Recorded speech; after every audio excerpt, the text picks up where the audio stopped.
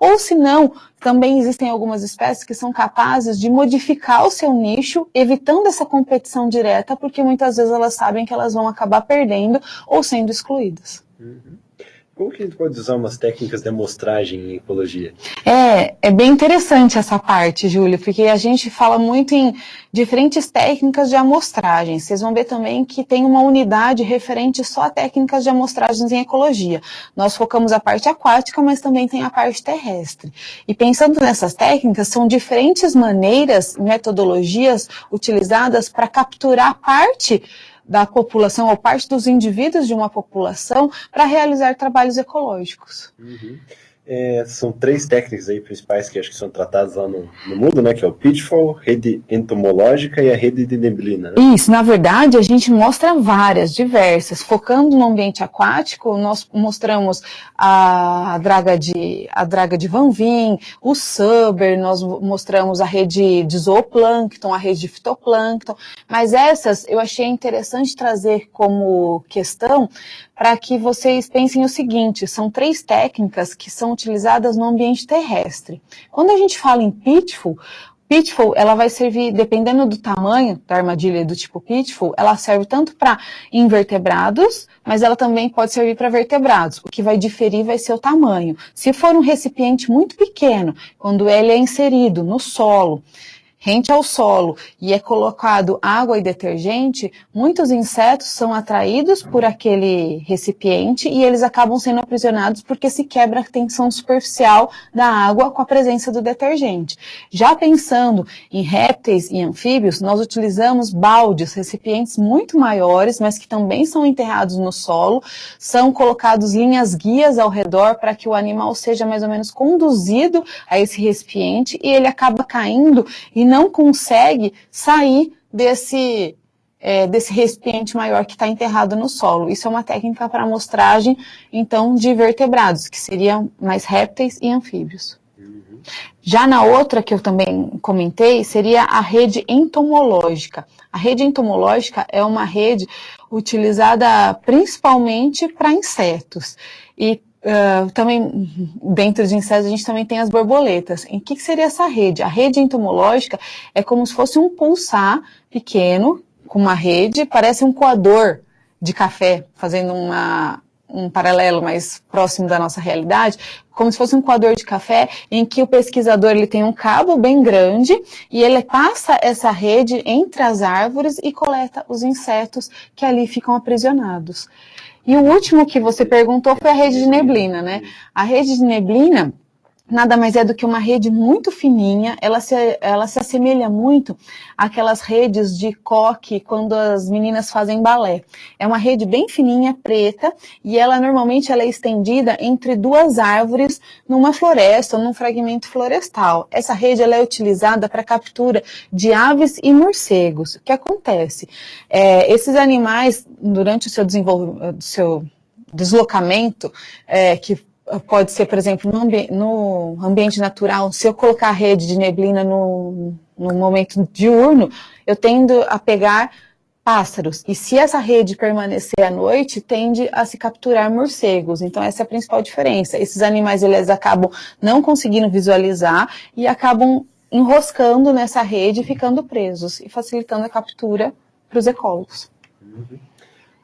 Qual que é a fórmula matemática utilizada para estimar o tamanho da população em ecologia? Isso. Tem o nosso quadro aqui, né? Isso. Tá preparado ali?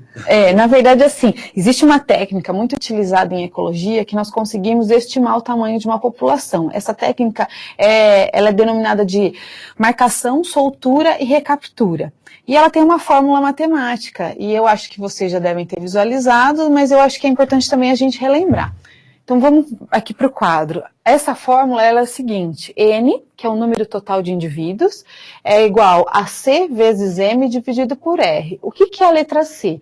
C é o número de indivíduos que foram capturados na segunda amostragem. M é o número de indivíduos que foram marcados na primeira amostragem e R é o número de indivíduos que tinham marcas durante a segunda amostragem. Essa fórmula ela vai ter relação direta com o que eu disse anteriormente, que é a técnica. Por quê? Pensem comigo. Se eu vou pretender estimar o tamanho da população. Então, eu primeiro preciso fazer algo que eu consiga capturar alguns indivíduos dessa população para estimar através de uma fórmula matemática. A técnica não consiste em ir para o campo, realizar uma captura, marcar esses indivíduos, soltar e tentar recapturar novamente. Então, é isso que está relacionado com essa técnica. Então, é por isso que a gente usa essa fórmula matemática para estimar o tamanho da população. Agora, o que é importante vocês lembrarem? Essa técnica, ela só pode ser feita se for se preocupar com alguns pressupostos dessa técnica, que seria o seguinte: a população necessariamente ela deve estar fechada. O que é uma população fechada em ecologia? É uma população onde não existe nascimentos, onde não existe mortes, onde não existe migração e não existe emigração. Ou seja, isso na natureza é difícil de acontecer, mas se eu for utilizar essa fórmula matemática para estimar o tamanho da população, eu preciso me preocupar com essa população fechada. Eu também preciso me preocupar se as chances dos organismos serem capturados, eu não posso ter nenhuma tendência, ou seja, eu tenho que ter a mesma chance para que todos os organismos sejam capturados durante essas amostragens. Outra coisa, a marcação. Dependendo da marcação que eu utilizo nos animais, por exemplo, a chuva pode lavar, os animais eles podem perder, então esse cuidado com a marcação ele tem que ser muito criterioso para que não afete depois a estimativa do tamanho populacional. Alguma pergunta aí, pessoal? Luiz, nada por enquanto? Não. Então, vamos para a próxima aqui. Professora, dois conceitos são parecidos aí, né? Natalidade e taxa de natalidade. Qual que é a diferença entre os dois? Sim, isso é super importante também, porque eu percebo que muitos acadêmicos têm essa dificuldade de entender.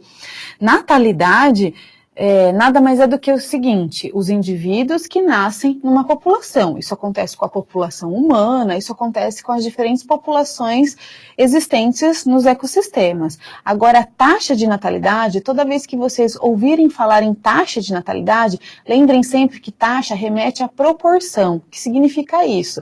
Taxa de natalidade não deixa de ser os indivíduos que nascem, mas sempre em relação a um tempo e dentro de uma determinada população. A partir desse conceito, eu consigo perceber que taxa de natalidade não é a mesma coisa que natalidade. Você poderia explicar quais são as curvas de sobrevivência dos organismos? Sim, tem uma unidade também que aborda as tabelas de vidas e curvas de sobrevivência dos organismos. Dentro da ecologia, nós definimos 3 grandes modelos de curvas de sobrevivência, que são a curva do tipo 1, a curva do tipo 2 e a curva do tipo 3. O que diferencia essas 3 curvas? Diferencia a mortalidade, ou seja, é o momento quando a mortalidade ela está inserida nessa população. A gente sabe que o organismo, a vida dele, ela é dividida em basicamente 3 fases, que é a fase pré-reprodutiva, reprodutiva e pós-reprodutiva. Na curva do tipo 1, a mortalidade ela se concentra na fase pós-reprodutiva, que é o caso, por exemplo, da nossa população humana. Normalmente, caso não haja nenhum problema, mas todos os indivíduos nascem, se desenvolvem e tendem, com o passar dos anos, a morrerem. Isso acontece o seguinte: a mortalidade ela se concentra nos anos finais da nossa vida, ou seja, normalmente quando nós atingimos uma idade de 80, 90, 100 anos, é que vai existir a morte. Já a curva do tipo 2 é a curva onde a mortalidade ela é constante ao longo do ciclo de vida de um organismo, ou seja, independente se é a fase pré-reprodutiva, reprodutiva ou pós-reprodutiva, sempre ela vai permanecer constante.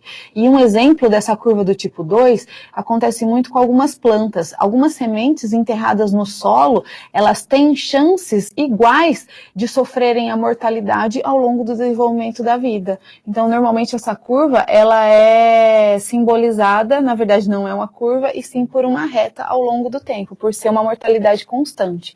E já a curva do tipo 3 é uma curva onde a mortalidade ela se concentra no período pré-reprodutivo.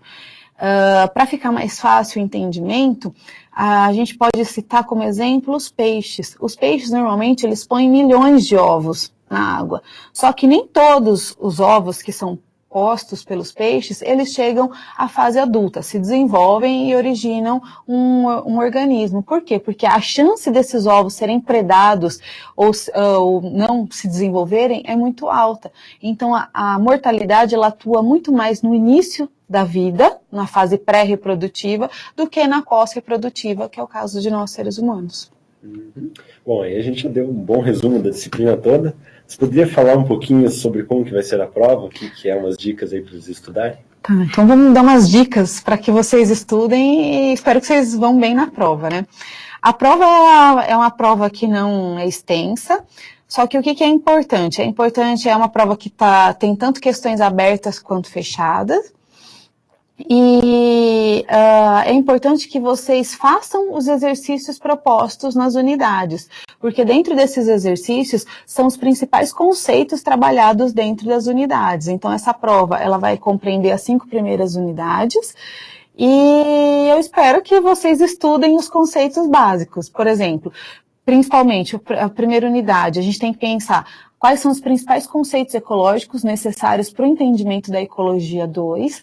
Na unidade 2, as interações ecológicas que a gente tem. Na unidade 3, as diferentes técnicas de amostragens. Isso eu acho importante lembrar vocês, tanto para o ambiente aquático quanto para o ambiente terrestre. Na unidade 4, como se faz a estimativa de um tamanho populacional, que é o caso aplicação da fórmula que eu mencionei hoje para vocês, então tem exercício para que vocês façam.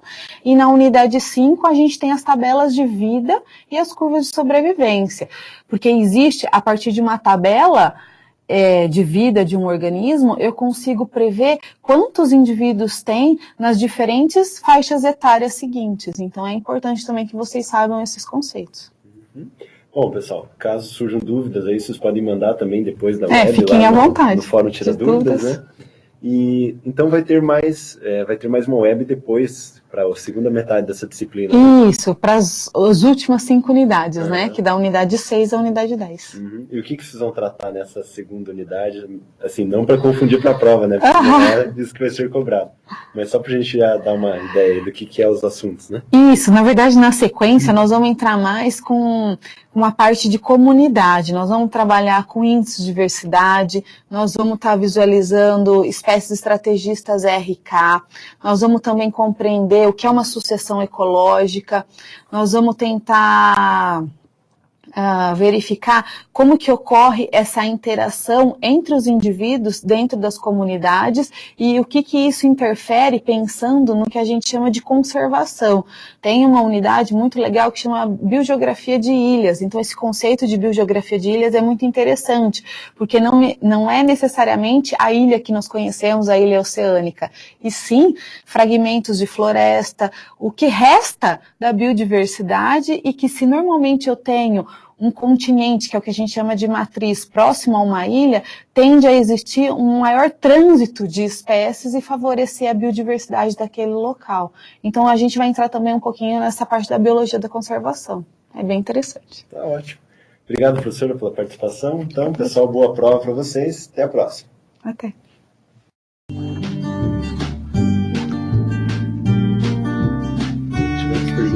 Gente, já saí de ar?